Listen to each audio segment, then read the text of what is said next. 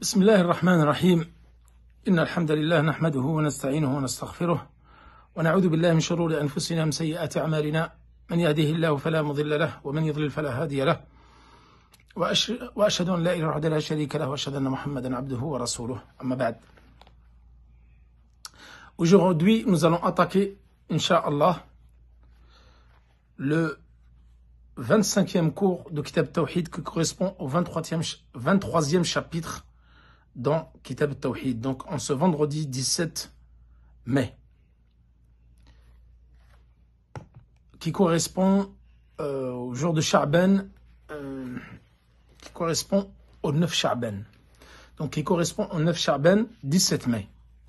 Chapitre 23. Babun ma ja'a anna ba'da hadhihi al-ummati ya'budu al-awthan. Traduction. Chapitre concernant le fait que certains de cette communauté-là, nous allons voir quelle est cette communauté, adoreront les monuments. Al-awthan, nous avons vu que c'était les monuments sacrés. Là, Cheikh Mohammed ibn Abdel Wahhab, comme son habitude, il a commencé ce chapitre-là, donc qui est assez long, avec 3 versets du Coran et 3 hadiths. 3 versets du Coran et 3 hadiths. Nous avons vu dans les chapitres précédents que la plus grande cause dans le fait de tomber dans le polythéisme, l'associationnisme majeur, c'était quoi? C'était le fait de vénérer les tombes, et surtout vénérer les tombes des pieux et exagérer vis-à-vis des pieux. Ça, nous l'avons vu déjà dans les 3 chapitres précédents. Donc ça, c'est le 4e chapitre qui va venir clore cette série. Et à partir de la semaine prochaine, on va attaquer un nouveau chapitre qui va être le début d'une série d'une longue série de chapitres concernant la sorcellerie et tout ce qu'elle implique. Donc là, Cheikh Mohammed Abdel Wahhab, il dit qu'une partie de cette communauté va tomber dans le polythéisme.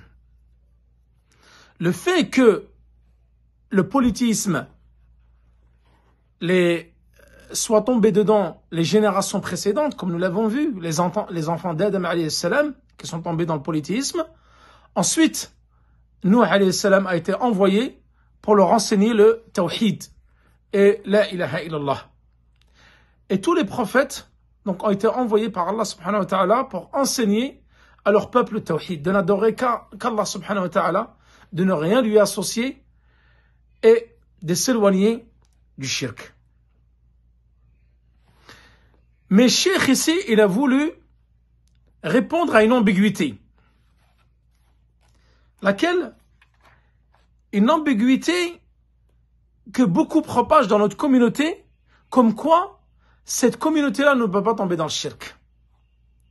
Le shirk est apparu avant l'avènement de l'islam. Le prophète sallallahu alayhi wa sallam a combattu le shirk. Une fois que les musulmans sont rentrés dans l'islam, les compagnons ont appris le tawhid et l'ont mis en pratique et il n'y avait plus de shirk. Donc, Ahl al-Qubur, c'est qui cela? C'est qu'on appelle al-Quburiyoun. Ceux qui adorent les tombes, les idolâtres et les adorateurs des tombes, ils disent qu'en fin de compte, pour se justifier, qu'il n'y a pas de polythéisme dans cette umma. Et comme ils le disent les savants, vous avez des gens qui connaissent le Coran par cœur, qui lisent les hadiths du prophète sallallahu alayhi wa sallam tous les jours, où il y a des hadiths qui mettent en garde contre le shirk. Des hadiths, comme nous allons le voir ici dans ce chapitre, où le prophète sallallahu alayhi wa sallam a prédit qu'une partie de cette communauté allait tomber dans le shirk, et que nous allons suivre pas à pas les générations précédentes, les communautés qui nous ont précédées, car elles aussi sont tombées dans le shirk comme les juifs et les chrétiens. Ces gens-là, qui lisent le Coran tous les jours, et qui lisent les hadiths du prophète sallallahu alayhi wa sallam tous les jours, il y a un voile qui vient faire obstruction et qui les empêche d'arriver à la vérité. Et ce voile-là, c'est quoi? C'est ces ambiguïtés-là. Ces ambiguïtés qu'ont les al-Quburiyoun, les idolâtres ou les adorateurs des tombes, malgré qu'ils peuvent être des mémorisateurs du Coran, des mémorisateurs de certains hadiths, cela ne les a pas empêchés de tomber dans le polythéisme. Car ils ont cette ambiguïté-là. Comme quoi, ils affirmeraient que cette communauté-là ne peut pas tomber dans le polythéisme. Et nous allons voir qu'après la mort du prophète sallallahu alayhi wa sallam, il y a eu de l'apostasie, il y a eu de la ridda. Certaines tribus arabes ont apostasié.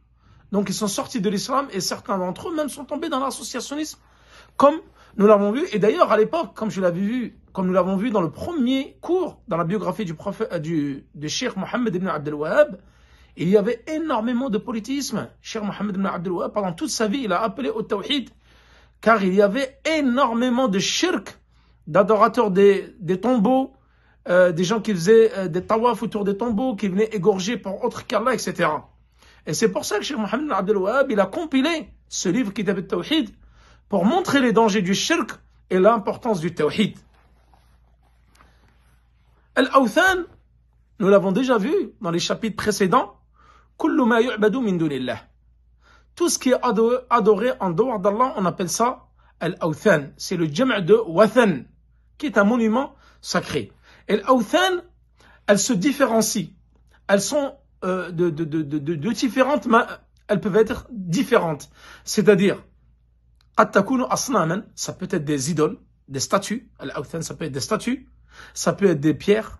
Ça peut être des arbres. Ça peut être des mausolées, des tombes, etc. Donc, tout ce que tu vas adorer en dehors d'Allah subhanahu wa ta'ala va s'appeler Al-Awthan. Et d'ailleurs, Al-Awthan peuvent être sous la forme de photos, images ou non, de statues ou non. Comme je vous ai dit, ça peut être des statues ou des arbres ou des pierres, tombes ou autres. Également, une autre ambiguïté qui est beaucoup répandue, donc parmi al-Quburiyun, les adorateurs des tombeaux, ceux qui sont tombés dans le polythéisme, et même certains de cette communauté qui disent la communauté du prophète sallallahu alayhi wa sallam ne peut pas tomber dans le shirk. Et nous allons voir que il s'appuie sur ce hadith-là dans Sahih Muslim, où il a dit, donc il est authentique, الشيطان أيس أن يعبده المصلون في جزيرة العرب ولكن بالتحريش بينهم. Traduction, le prophète sallallahu alayhi wa sallam a dit, hadith rapporté dans le recueil authentique de Muslim, Satan a d'ores et déjà désespéré que les musulmans fidèles à leur prière l'adorent dans la péninsule arabique. Cependant, il peut encore semer la discorde dans les rangs des musulmans. Alors tout d'abord, les savants qui ont expliqué ce hadith, ils disent que ce hadith-là, ce n'est pas une preuve comme quoi le shirk ne va pas apparaître. Tout d'abord, Shaitan a désespéré. Donc là, ce hadith-là, il parle de qui? Il parle de Shaitan. Donc il a désespéré que qui? Les gens qui prient avec assiduité l'adorent. Également, certains savants, ils disent que cela concerne l'époque des compagnons du prophète sallallahu alayhi wa sallam. Et effectivement, les compagnons du prophète sallallahu alayhi wa sallam ont parfaitement été ancrés en eux la notion du tawhid et ont mis en pratique toutes les recommandations du prophète sallallahu alayhi wa sallam concernant le tawhid. Donc il était impossible que les compagnons parmi les prophètes sallallahu alayhi wa sallam puissent adorer Shaitan. Donc ça, c'est la première réfutation concernant les gens qui utilisent ce hadith-là pour dire que certes, Shaitan, les gens vont pas l'adorer, mais que ça sera la discorde entre eux.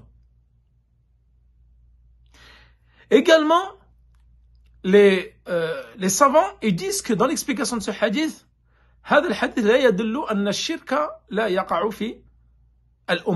c'est-à-dire que ce hadith-là n'est pas une preuve comme quoi le polythéisme ne va pas apparaître. Puisque dans les hadiths que nous allons voir après, le polythéisme a bel et bien apparu dans la communauté du prophète sallallahu alayhi wa sallam après la mort des compagnons, lorsque les divergences sont apparues. Et nous allons voir même fi hurub al-ridda, c'est-à-dire pendant le califat d'Abu Bakr as-Siddiq, il y a des tribus arabes qui ont apostasié. Donc celles qui ont apostasié, elles ont donc adoré Shaitan. Et ils ont désobéi à Allah subhanahu wa ta'ala. Donc ça, c'est le deuxième argument.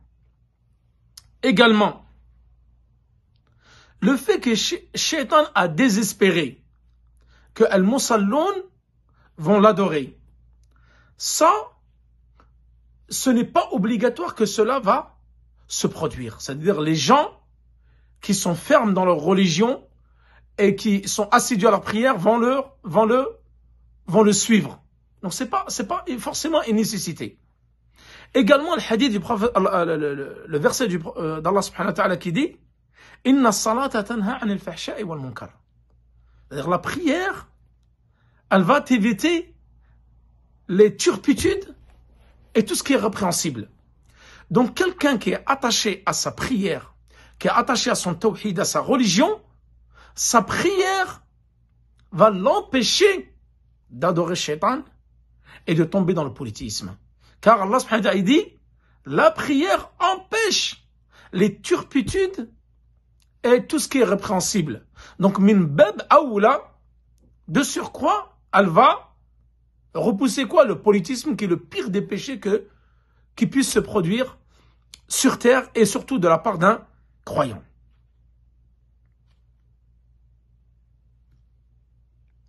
Également, ce hadith est fait mention de Jazirat al-Arab.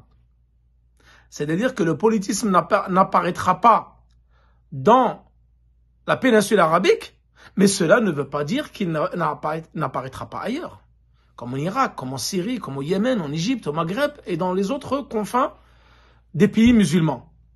Donc ce hadith-là, il fait mention comme quoi Shaitan désespère que ceux qui font la prière parmi les serviteurs d'Allah l'adorent. Par contre, il va semer la discorde entre les musulmans.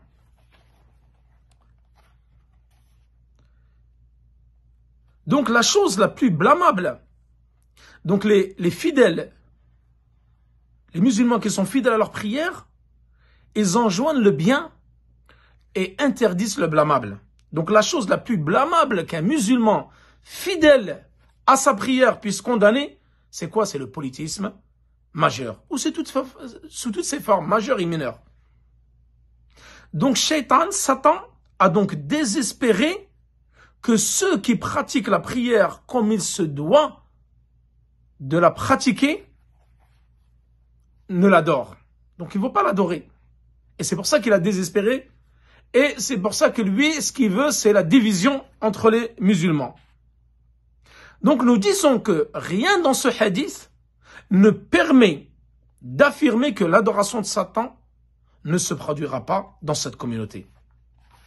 Et cela s'est d'ailleurs produit juste après la mort du prophète sallallahu alayhi wa sallam, comme je vous l'ai dit, juste auparavant, lorsque certaines tribus arabes ont apostasié. Le fait qu'elles aient apostasié, cela revient au fait d'avoir adoré ou d'avoir obéi à Satan et désobéi à Allah subhanahu wa ta'ala. Allah subhanahu wa ta'ala, qu'est-ce qu'il dit dans le Coran? Ne vous ai-je pas engagé, enfants d'Adam, à ne pas adorer le diable, car il est vraiment pour vous un ennemi déclaré. Donc l'adoration de Satan, de Shaitan, a été définie dans ce verset comme étant l'obéissance qu'on lui voue dans ses ordres, ses interdits, tels que le polythéisme, et dans le délaissement des ordres d'Allah subhanahu wa ta'ala. Et le wathan, donc nous avons dit, c'est le pluriel de al-awthan, c'est le pluriel de wathan. Donc c'est le monument sacré. Cheikh Mohammed ibn Abdul Wahhab, donc après cette longue introduction, il évoque, donc le cours va être un peu long aujourd'hui, je vais essayer de pas trop l'allonger, Inch'Allah. On attaque l'explication du premier verset. Cheikh Mohammed ibn Abdul Wahhab, donc il a commencé ce chapitre par ce verset du Coran. Wa qawluhu ta'ala.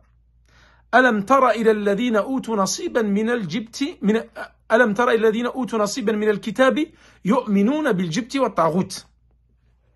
Traduction. Ne vois-tu pas ou n'as-tu pas vu cela à qui une partie du livre a été donnée, a été révélée, ajoutant foi à la magie et au tarout. Donc ce verset-là du Coran, il concerne qui? Et concerne les gens du livre, et plus précisément les juifs. Donc Allah subhanahu wa ta'ala a prévenu le prophète sallallahu alayhi wa sallam, n'as-tu pas vu? Donc ici, ar-ru'ya, c'est quoi? C'est quoi Ru'ya al-Basariya? C'est pas le fait d'avoir vu avec la vue. C'est le fait d'avoir vu comme Allah subhanahu wa ta'ala lui a révélé donc par le cœur. De façon certaine. Comme nous l'avons expliqué dans les différentes sourates dans nos cours de tafsir. Donc Allah lui a révélé de façon certaine ce que les peuples précédents ont commis comme polythéisme. Et là, en l'occurrence, les Juifs. Ils ont mécru en Allah subhanahu wa ta'ala, pas tous, certains d'entre eux, ont mécru et ont commis du polythéisme, alors qu'ils ont reçu une partie du livre. Et là, les savants, ils disent que le fait de recevoir la science, cela n'est pas un obstacle au fait que tu puisses tomber dans l'égarement et dans le polythéisme. Donc la science en soi peut te précipiter dans l'égarement, peut te précipiter dans le polythéisme parce que les Juifs ont reçu la science et ne l'ont pas mis en pratique et se sont égarés. Mais que Al-Hidayah l'a guidé, seule la science ne suffit pas pour la guider. Il faut un tawfiq min Allah. C'est Allah qui va te permettre d'être guidé sur le droit chemin. Et d'ailleurs, tous les jours, nous disons dans Surat Al-Fatiha, Ihdina as-sirat al-mustaqim. Guide-nous sur la voie droite. Sirat alladhina an'amta alayhim. La voie dont tu as comblé de bienfaits, ceux que tu as comblé de bienfaits, ghayr al-maghdubi alayhim wa al-dhalim. À l'opposé de ceux contre qui tu es en colère. Ce sont qui? Les Juifs, car ils ont reçu la révélation, ils ont reçu la science et ne l'ont pas mis en pratique. Wa al-dhalim, c'est qui? Comme nous l'avons déjà fait dans l'exégèse de Surat Al-Fatiha, ce sont les chrétiens qui adoraient Allah subhanahu wa ta'ala sans science. Donc ils étaient égarés. Et nous les musulmans, Allah subhanahu wa ta'ala nous a donné Al-Qur'an, donc la science et la mise en pratique. Donc le musulman est l'enjoint à la science et la mise en pratique. Donc le fait d'avoir la science, ça nous l'avons vu déjà dans les 3 fondements, dans l'introduction des 3 fondements. La science seule, si elle n'est pas mise en pratique, elle n'a pas d'intérêt. Au contraire, ça sera une hujja contre toi, une preuve contre toi le jour du jugement dernier. Comme qala le Nabi sallallahu alayhi wa sallam, Al-Qur'an hujjatun laka ou alayk. Le Coran est une preuve pour toi ou contre toi.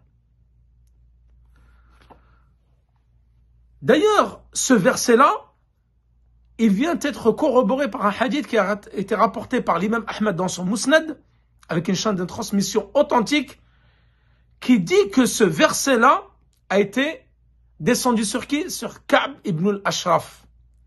Rappelez-vous, nous en avons parlé dans la biographie du prophète sallallahu alayhi wa sallam.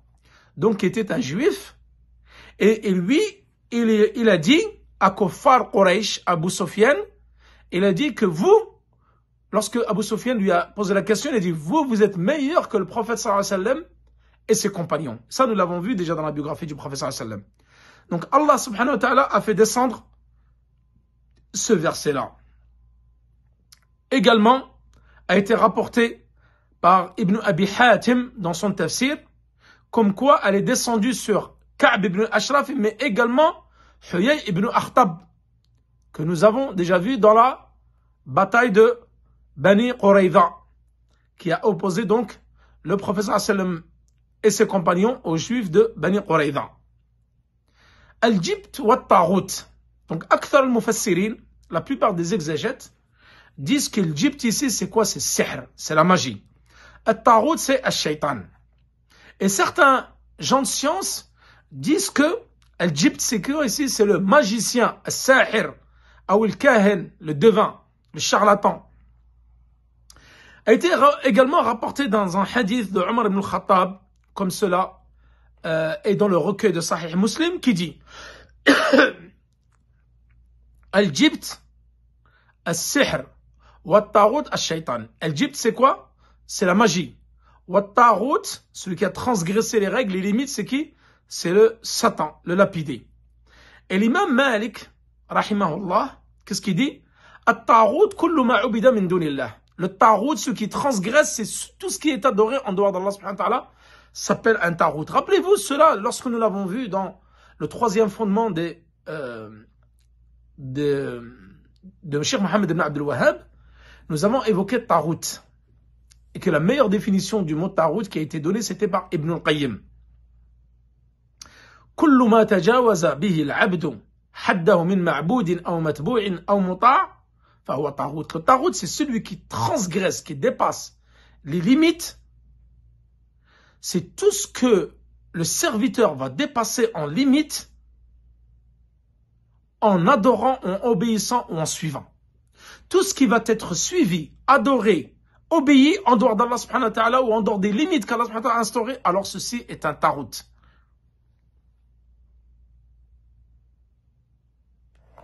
Également, les exégètes, ce qu'ils ont déduit de ce verset, c'est que certains des gens du livre donc vont tomber dans le polythéisme. Donc parmi les gens du livre, tels que les juifs et les chrétiens.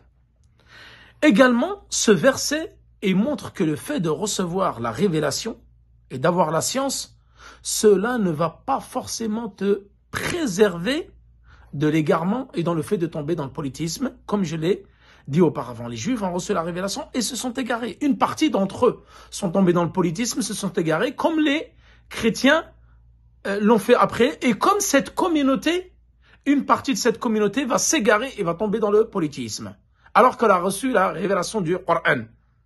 Donc, al-hidayah biyadillah. Nous avons vu dans le chapitre de la guidée, c'est que la guidée, elle est aux mains d'Allah subhanahu wa ta'ala. Et d'ailleurs, dans le chapitre que nous avons vu, innaka la tahdi man ahbabt, walakin Allah yahdi man yasha. Tu ne guides pas qui tu aimes, mais c'est Allah qui guide qui veut. Ensuite, Cheikh Mohammed ibn Abdul Wahhab, il évoque le deuxième verset de ce chapitre qui est وقوله تعالى قل هل أنبئكم بشر من ذلك مثوبة عند الله من لعنه الله وغضب عليه وجعل منهم القردة والخنازير وعبد الطاغوت. Donc dans ce verset, qu'est-ce qu'il dit Allah subhanahu wa ta'ala? Puis-je vous informer de ce qu'il y a de pire en fait de rétribution auprès d'Allah subhanahu wa ta'ala, celui qu'Allah a maudit, celui qui a encouru sa colère, et ceux dont il a fait des singes, des porcs, et de même celui qui a adoré le tarout. Donc le tarout, nous en avons parlé avant, et nous en reparlons encore ici. Ce verset-là, il a été révélé concernant également Ahl-Kitab, les gens du livre, parmi les juifs et les chrétiens, qui sont venus se moquer du prophète sallallahu alayhi wa sallam. Khasatan al-Yahoud. Les juifs qui étaient à Médine, Banu Quraïda, Banu Qaynuqa ou Banu Nadir, que le prophète sallallahu alayhi wa sallam a combattu et expulsé de Médine. Parce ils s'étaient attaqués à lui lors de la bataille des coalisés, de la tranchée, comme on l'a dit, Ghazwatul Ahzab, ou al-Khandaq. Ils ont rompu le pacte de traité de paix, ou le pacte de non-agression, et ils sont venus combattre le prophète sallallahu alayhi wa sallam avec les Qurayshites et les autres tribus arabes. Donc eux sont venus dire que le prophète sallallahu alayhi wa sallam et les compagnons, ce sont le pire des gens. Et que l'islam, c'est la pire des religions. Ils ont dit cela, les juifs. Et ce verset-là, il est descendu les concernant.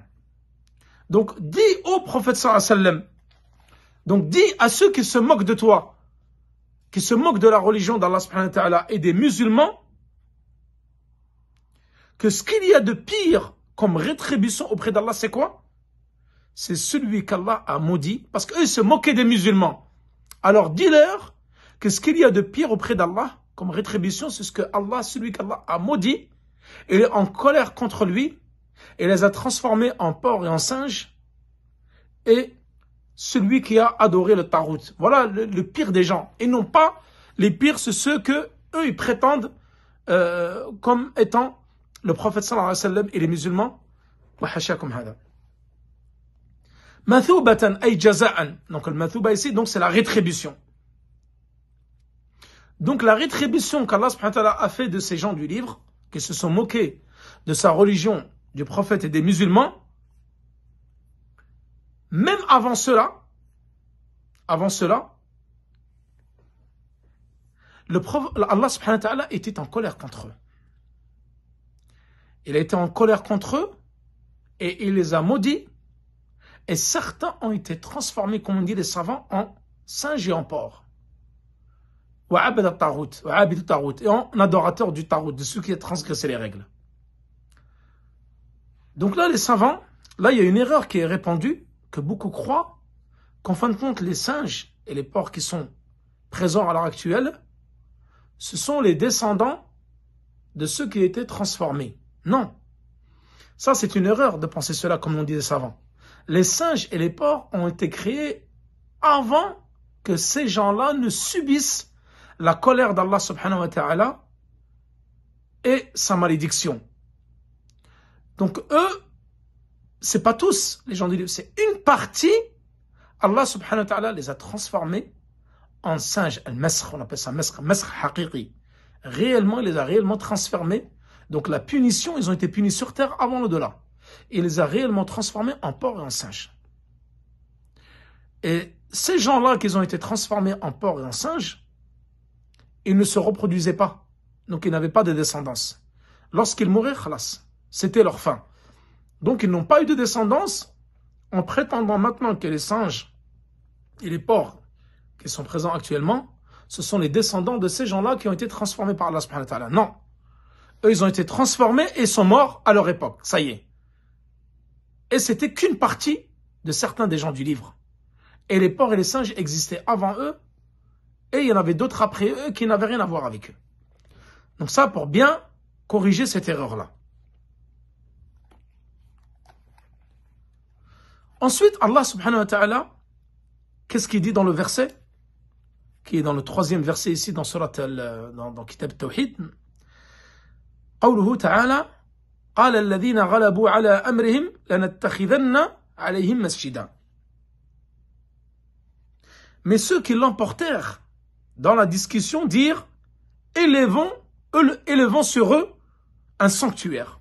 Nous avons dit que masjid, c'est pas le terme, rappelez-vous dans l'avant-dernier chapitre lorsque nous avons évoqué cela dans les peuples passés lorsqu'ils construisaient des mosquées sur les tombeaux de leurs prophètes ou des pieux. Mais c'est pas le mosquée au terme théologique que nous connaissons ici. C'est mosquée au terme linguistique, c'est-à-dire un lieu de prière. Ça s'appelle masjid. Donc à leur époque, c'était un sanctuaire, un mausolée. Mais pas la mosquée où nous nous rendons pour prier les 5 prières. Ça, c'est le terme shar'i. Terme linguistique, l'orawi, c'est là où tu adores Allah subhanahu wa ta'ala. Donc ce verset-là, il est descendu concernant qui? Il est descendu, donc ça c'est un verset qui est dans Surat Al-Kahf, les gens de la caverne, il fait mention pour les gens de la caverne. Donc ils sont mentionnés dans ce verset. Eux donc qui étaient un groupe parmi leur peuple qui ont cru, donc étaient des musulmans à leur époque, qui ont cru en Allah subhanahu wa ta'ala, et ils se sont donc sauvés. Et ceux qui avaient le pouvoir à cette époque-là, donc les savants, concernant ce verset-là, ils donnent plusieurs avis. Ils disent que les gouverneurs de cette époque-là, c'était des polythéistes. C'était des polythéistes. Et ceux qui ont cru, ils se sont sauvés, donc pour préserver leur foi, et ils sont rentrés dans la caverne, et comme vous connaissez tous l'histoire de la caverne, ils se sont endormis plus de 3 siècles. D'autres exégètes disent que ces gens-là, donc c'était des an-nasara. Donc c'était des chrétiens. Et ceux qui ont eu le dessus ici, ils disent en fin de compte c'était al-sultan, c'était le gouverneur, donc ceux qui avaient le pouvoir. Ils ont dit concernant hadhihi al-fitya, donc ce groupe-là de gens parmi les croyants qui sont morts, après, nous allons construire, donc à côté de cette caverne, des tombes. Sur leurs tombes, pardon, nous allons construire un sanctuaire, un lieu de prière. Donc même eux, donc qui étaient donc des chrétiens, des gens du livre, donc certains disent qu'ils étaient déjà des polythéistes. Donc les avis divergent. Lorsqu'ils sont morts, les gens de la caverne, qui étaient croyants, ils les ont enterrés, ils ont dit, donc nous allons construire sur leur tombe un sanctuaire, donc un lieu d'adoration. C'est-à-dire que même dans les générations passées, et ça nous l'avons déjà vu, avec le hadith de Salama, rappelez-vous, lorsqu'elle a fait la hijra, donc c'est un hadith qui a été rapporté par Aïcha radhiyallahu anha, lorsqu'ils ont fait la hijra en Abyssinie, qu'est-ce qu'elle a vu, Salama? Et dans une version avec Habiba, ils ont vu des églises. Des très belles, c'était des beaux édifices, parce qu'ils ont dit qu'elles étaient belles, ces églises, et elles étaient ornées de statues à l'intérieur et de, comme vous le voyez sur les vitraux, des dessins. Ils ont dit, et le prophète sallallahu alayhi wa sallam a dit, Ha'ula'i shirar al-khalq. Ce sont les pires des gens qui existent. Pourquoi? Lorsque quelqu'un, un pieux, meurt, alors ils vont construire un sanctuaire sur leur tombeau et l'adorer. Ce sont les pires des espèces, comme nous l'avons déjà expliqué dans un chapitre précédent. Donc, les exégètes disent que ces gens-là, donc, c'était des chrétiens, et lorsqu'ils sont morts, donc, ils ont voulu prendre les gens qui avaient le pouvoir. C'était des chrétiens, ils ont voulu, donc, construire des tombeaux construire un sanctuaire, sur leur tombeau. Ensuite, nous allons expliquer le hadith, le premier hadith dans ce chapitre. Hadith qui a été rapporté par Abi Saïd al-Khudri. Anna Rasulullah sallallahu alayhi wa sallam قال لا تتبعن سنن من كان قبلكم حذو القذة بالقذة حتى لو دخلوا حجر ضب لدخلتموه قالوا يا رسول الله اليهود والنصارى قال فمن أخرجه. Donc ce hadith là où Abu Saïd al-Khudri rapporte un hadith du prophète sallallahu alayhi wa sallam qui dit: vous suivrez certainement à la trace les voies de ceux qui vous ont précédés, au point même que s'ils s'introduisaient dans le trou d'un lézard, vous feriez de même. Les compagnons demandèrent au prophète d'Allah: sont-ils les juifs et les chrétiens à qui tu fais allusion? Le prophète sallallahu alayhi wa sallam répondit: à qui d'autre si ce n'est les juifs et les chrétiens. As-sanan ici, donc il a dit la tattabi'unna sanana man kana qablakum. Sanan, c'est-à-dire la voie, vous allez suivre la voie de ceux qui vous ont précédé. Al-qudda bil-qudda. D'ailleurs, avant l'explication de ce hadith, je tenais à mentionner que ce hadith-là, avec ce lafz-là, donc ces paroles-là, Cheikh Mohammed ibn Abdul Wahhab, il dit qu'il a été rapporté dans le Bukhari ou le Muslim. Tous les savants qui ont expliqué donc Kitab al-Tawhid, ils disent qu'en fin de compte, ce hadith-là, avec ces mots-là, ils ne sont pas dans le Bukhari ou le Muslim.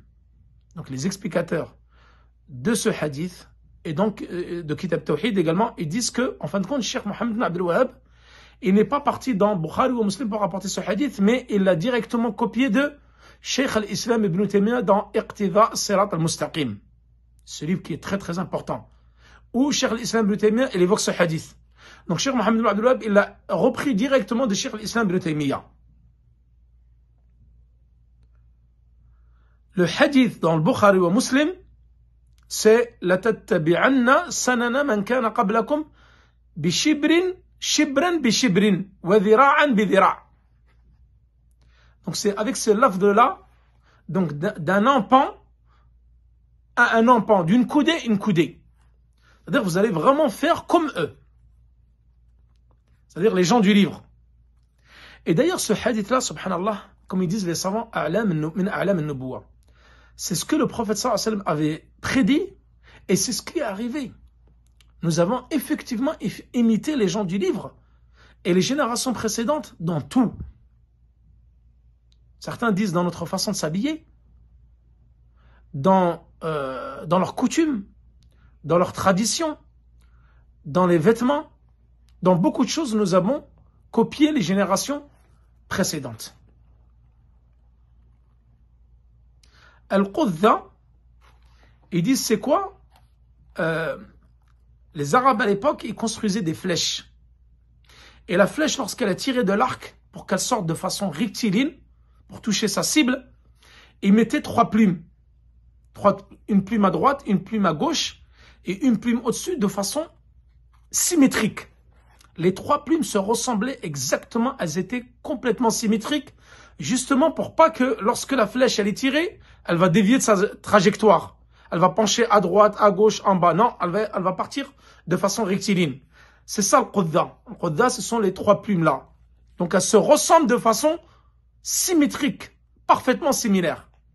Ils disent, le professeur dit dans ce hadith, vous allez suivre les générations précédentes comme le Qudda, c'est-à-dire comme les trois plumes, elles vont se ressembler, elles sont similaires, vous allez faire la même chose concernant les gens du livre et les générations précédentes, vous allez les suivre pas à pas. Coudé par coudé. Si même ils pouvaient rentrer dans le trou d'un lézard, vous y rentrerez. Pourtant, pour rentrer dans le trou d'un lézard, c'est impossible pour un être humain.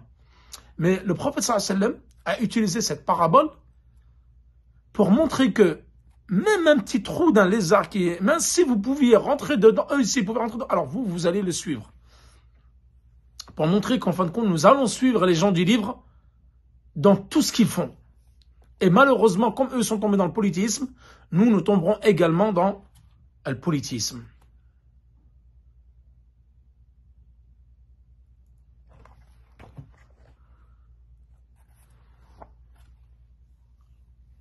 Dans une autre version, il y a un hadith qui a été rapporté de Abi Huraira où le prophète sallallahu alayhi wa sallam dit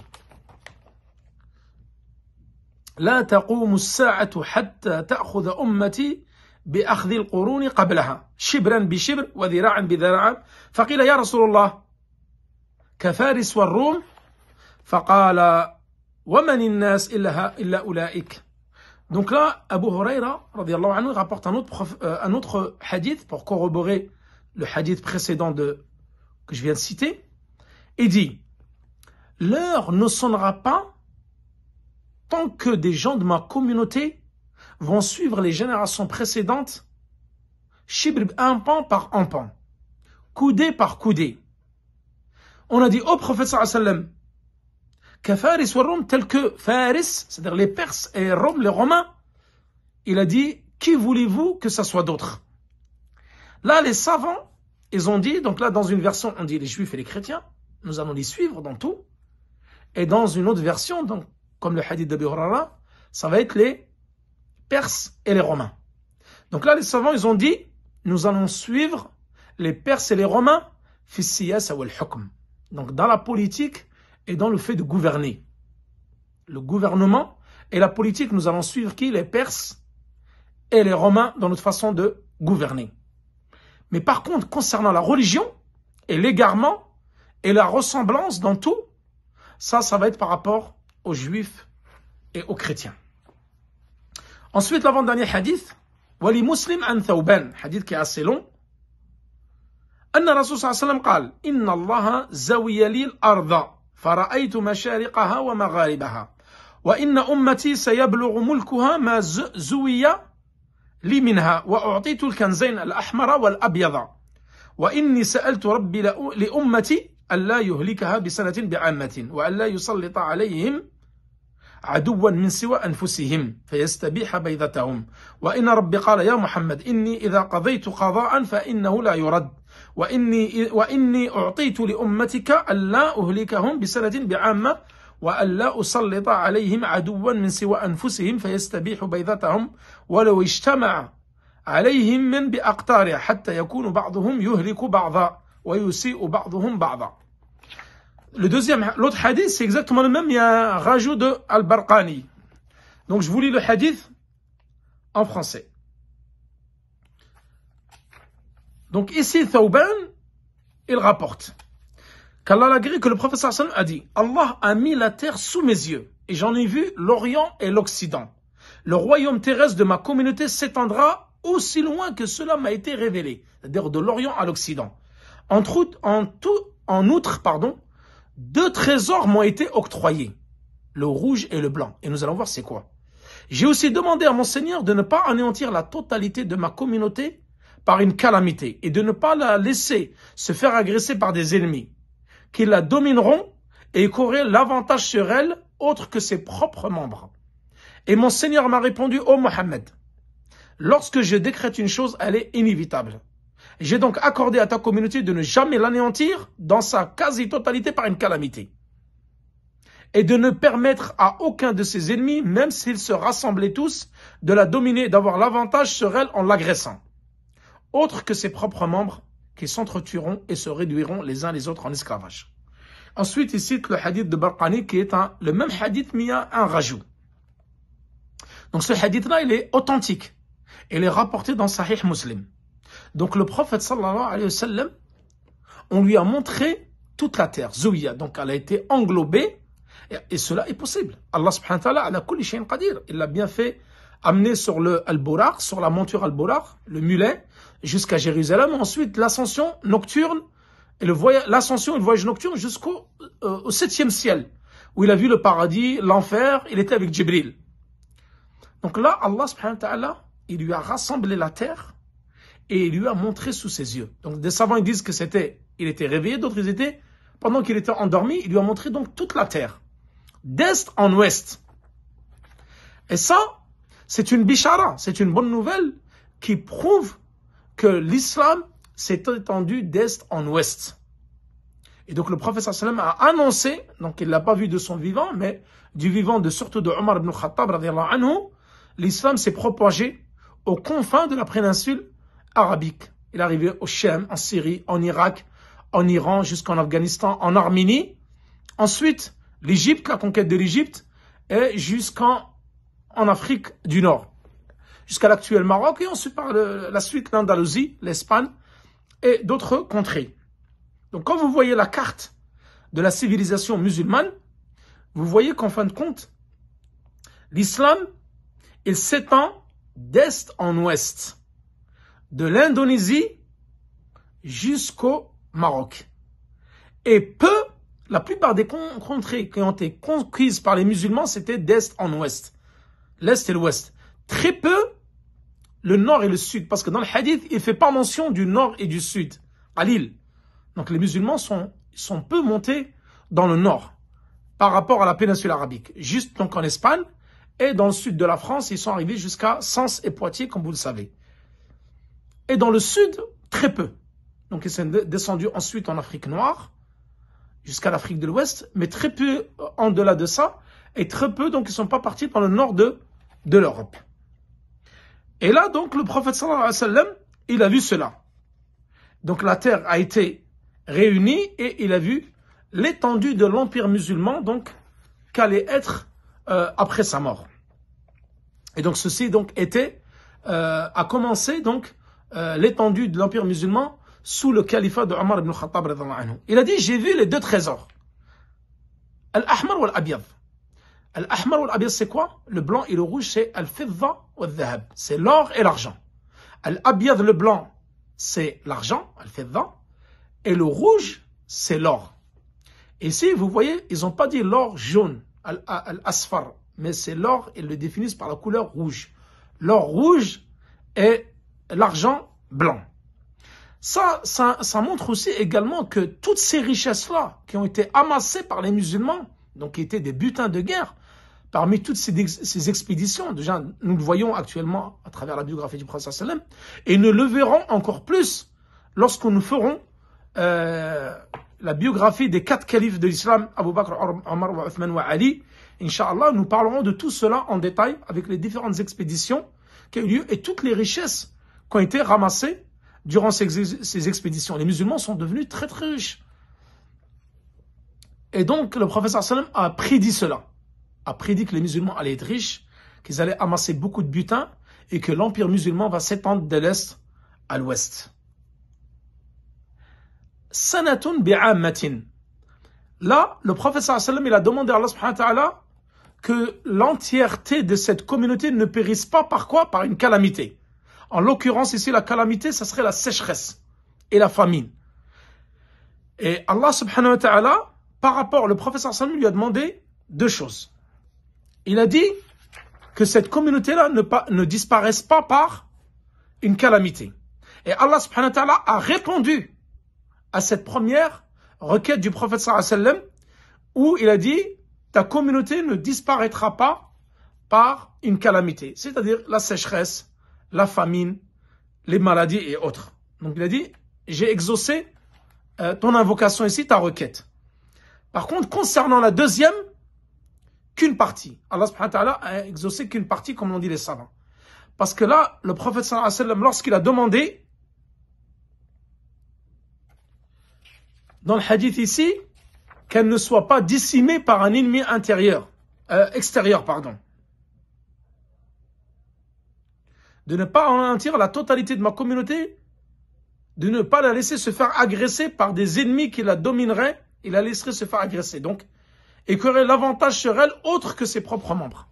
Donc là, Allah subhanahu wa ta'ala, il a dit, lorsque j'ai exaucé une chose, je ne peux pas, ça y est, une chose lorsqu'elle a été décrétée, on ne peut plus l'annuler. Donc là, Allah subhanahu wa ta'ala, quand il parle de l'qadha ici, la yurad. C'est quoi? Il parle de l'qadha al-kawni. Parce que le décret, nous l'avons vu, déjà dans l'usul al-thalatha, il est de deux types. Il y a le décret légiféré, qui correspond à al-mahabba, et le décret qui est universel, qui correspond à al-mashi'a, la volonté. Donc le décret universel a forcément lieu et il va avoir lieu. Il ne peut être annulé ou retourné. Alors que le décret légiféré, il peut avoir lieu comme il ne peut ne pas avoir lieu.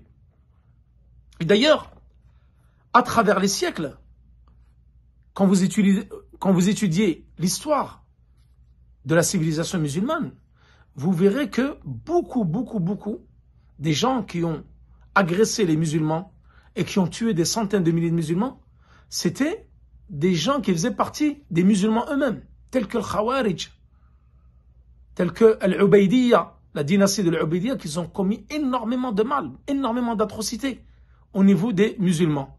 Et le Khawarij, à travers tous les siècles, ce sont la secte qui ont commis le plus de mal envers les musulmans. Le Khawarij ou le Rafida. Également Al-Qaramita. Qaramita qui était une secte, ils avaient un petit royaume au niveau de Bahreïn, c'est-à-dire au nord-est de l'Arabie. Eux ils sont rentrés dans le haram, comme il l'a évoqué Ibn Kathir dans le Bidaya al-Nihaya. Ils ont volé la pierre noire, ils ont tué des centaines de musulmans ce jour-là. Des centaines de musulmans, ils ont empêché le Hajj. Ils ont empêché aux musulmans d'accomplir le pèlerinage. C'était parmi les pires gens qui ont existé à cette époque-là. Et il y avait également qu'on appelle plus communément le Fatimiyoun, à tort, mais en vérité c'est le Ubaydiyoun, qui était également une secte égarée qui a tué beaucoup des gens de Ahl-Sunnah. Al-Bayda, ici c'est quoi? C'est le regroupement des musulmans. Le fait qu'ils se soient regroupés, le prophète sallallahu alayhi wa sallam a demandé à Allah subhanahu wa ta'ala qu'il ne les divise pas. Qu'il ne les divise pas et qu'il ne les extermine pas, sauf quelqu'un de l'intérieur. Et c'est vrai, beaucoup des gens qui ont exterminé les musulmans, c'était des gens de l'intérieur. Mais il y a eu également des exterminations des gens de l'extérieur. Et le plus connu, ce sont les Tatars. Tatars qui ont, lorsqu'ils ont envahi en 1258 Bagdad, ils ont tué l'ensemble de la population. Presque personne n'a été rescapé. On dit, les historiens relatent le nombre de 2 millions. 2 millions de musulmans qui ont été exécutés par les Tatars, les Mongols, en l'espace de 40 jours. Comme il l'a relaté Ibn Kathir dans le Bidaya. Entre 40 et 60 jours, ils ont tué 2 millions de personnes. C'était le pire massacre de toute l'histoire de l'humanité. Et on dit que l'odeur qui était à Bagdad, elle était irrespirable à des centaines ou à des kilomètres. Ensuite, il y a eu les croisades, également, où il y a eu beaucoup de massacres à Jérusalem et dans d'autres villes du Chem. Ensuite, donc le dernier hadith, et nous finirons par cela, de Al-Barqani, wa zada wa rawahu Al-Barqani fi sahihihi. Donc ce hadith, qui est rapporté par Al-Barqani, et qui rajoute à ce hadith-là, que nous venons de citer, وإنما أخاف على أمة الأئمة المضلين وإذا وقع عليهم السيف لم يرفع إلى يوم القيامة ولا تقوم الساعة حتى يلحق حي من أمتي بالمشركين وحتى تعبد فئام من أمة الأوثان وإنه سيكون في أمتي كذابون 30 كلهم يزعم أنه نبي وأنا خاتم النبيين لا نبي بعدي ولا تزال طائفة من أمتي على الحق منصورة لا يضرهم من خذلهم حتى يأتي أمر الله تبارك وتعالى. C'est un hadith que vous connaissez, que vous avez beaucoup entendu. Qu'est-ce qu'il dit Al-Barqani ici?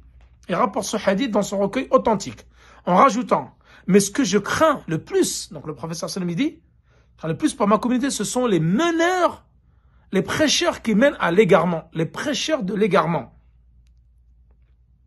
Si le feu de la guerre s'allume dans la communauté, il ne s'éteindra qu'au jour de la résurrection. Et ce dernier n'arrivera qu'après qu'un groupe de ma communauté aura rejoint les polythéistes et que d'autres adoreront les monuments, il apparaîtra alors 30 menteurs dans ma communauté, chacun d'entre eux prétendant être un prophète. Or, je suis le sceau des prophètes et il n'y a pas de prophète après moi.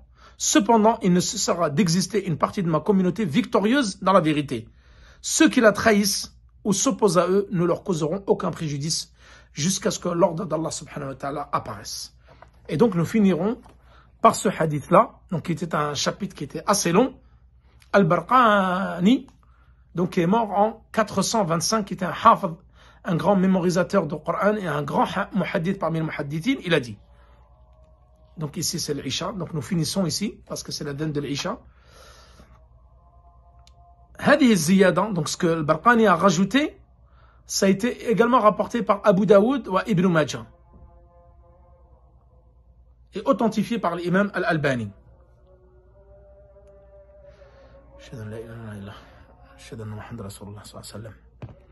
Donc là c'est la dîne.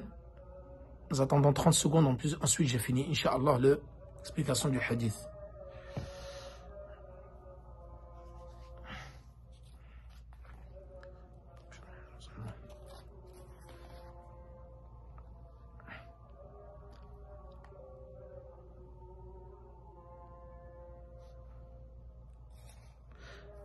Donc, al-a'immatul mudallin, qui sont les prêcheurs de l'égarement, et il y en a beaucoup.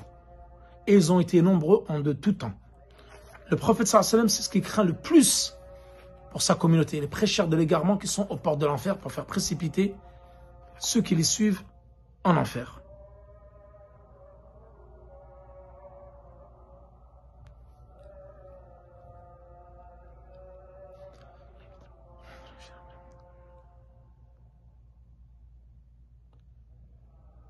Donc nous reprenons l'explication. Il a dit al-a'immatul mudallin. Les savants disent al-a'immatul mudallin, c'est deux groupes de personnes. Ce sont les gouverneurs égarés et également les savants du mal, les savants de l'égarement. Et que tout le mal qui est rentré dans la communauté musulmane, tel que le shirk, tel que l'innovation et le mal, le polythéisme, tout ça c'est à côté, c'est en somme à cause de ces deux catégories de personnes-là. Les gouverneurs qui ont été corrompus ou égarés, qui ont introduit le mal, et également les savants qui se sont égarés et qui ont égaré les gens avec eux. Le prophète sallallahu alayhi wa sallam il dit dans un hadith: Inna akhwafu ma akhafa alaykum ou ma akhafu ala ummati kullu munafiqin alimul lisan.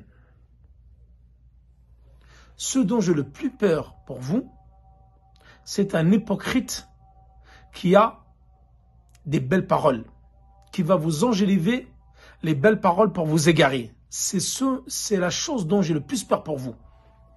Les gens qui viennent vous embellir leurs paroles pour vous égarer. Dans un hadith qui a été rapporté par Abi Daoud, il dit jusqu'à que des tribus parmi ma communauté vont rejoindre les polythéistes. Donc là, ça c'est un délil, comme quoi le polythéisme va apparaître, comme nous l'avons dit depuis le début, c'est le titre du chapitre. Comme quoi une partie de cette communauté va tomber dans le polythéisme. Donc il dit là, Abi Daoud, il dit, le prophète sallallahu alayhi wa sallam rapporte qu'une partie des tribus de ma communauté vont rejoindre les polythéistes. Jusqu'à qu'une partie de ma communauté va adorer les statues. Donc elle va tomber dans le polythéisme. Tout ça, ce sont des preuves que le prophète sallallahu alayhi wa sallam nous a énoncées dans les hadiths, comme quoi cette communauté, une partie d'entre elles va tomber dans le polythéisme. Les savants, ils ont traduit, ils ont expliqué ce hadith-là par le fait que certains musulmans, sayartaddoun, donc ils vont apostasier et ils vont donc rejoindre les polythéistes dans leur religion, dans leur polythéisme, dans leur apostasie. Et d'autres, ils disent, et c'est l'avis le plus communément répandu parmi les explicateurs de ce hadith, c'est que une partie des musulmans vont rejoindre les polythéistes. C'est-à-dire qu'ils vont habiter parmi les polythéistes. Comme nous l'avons fait, malheureusement, enfin, quand je dis nous, c'est les musulmans, quelques musulmans qui ont quitté leur terre et sont allés s'installer en Europe. Surtout les musulmans d'Afrique et d'Afrique noire, du Maghreb et d'Afrique de l'Ouest, de Turquie, etc., d'autres pays. Donc ils ont délaissé leur pays et ils sont allés rejoindre la terre des mécréants pour habiter avec eux. Et vous savez que ce que cela a engendré, qu'Allah nous en préserve, sauf ce qu'Allah subhanahu wa ta'ala a guidé, beaucoup se sont égarés. Certains même, ils ont adopté leur religion. Certains ont adopté leur tradition. Certains ont pris leur prénom. Certains mangent ce qui est interdit, boivent ce qui est interdit, s'habillent comme eux, fêtent leur fête, prennent des prénoms européens pour leurs enfants, et ainsi de suite. Ensuite, il dit, il y aura 30 menteurs, ad-Dajjal, 30 menteurs qui vont apparaître et qui vont prétendre être des prophètes. Il n'y a pas de prophète après moi, je suis le dernier des prophètes. Et cela est apparu pendant le califat d'Abu Bakr as-Siddiq, Musaylima al-Kadhab, donc qui était donc au nord de l'Arabie, qu'on appelait Musaylima al-Kadhab, qui était le menteur, Musaylima al-menteur, que Abu Bakr as-Siddiq a combattu avec les compagnons. Al-Aswad al-Anazi, L'Aswad al-Anazi également, qui est un faux prophète qui est apparu aussi du Yémen. Et certains historiens donc ont réellement compté ces faux prophètes-là et ces menteurs à travers l'histoire. Ils ont dit qu'il y avait bien 30, comme le prophète sallallahu alayhi wa sallam l'avait prédit. La tazalu ta'ifatun mansuratun ala al-haq. C'est-à-dire qu'il ne cessera donc dans cette communauté d'avoir un groupe sur la vérité. Et que ce groupe-là, ceux qui vont les trahir et vont s'opposer à eux, ne vont leur causer aucun tort. Imam Ahmed, rahimahullah, lorsqu'il était questionné concernant donc cette ta'ifa, cette communauté-là, qu'est-ce qu'il a répondu? Il a dit, ce sont Ahl al-Hadith, la communauté victorieuse, ta'ifatul Mansoura, Ahl al-Sunnah wal-Jama'a, les gens de la Sunna et du groupe, les gens de la vérité. L'imam Ahmed, il a dit, si ce n'est pas les gens du livre, les gens du hadith, pardon, alors je ne sais pas qui sont.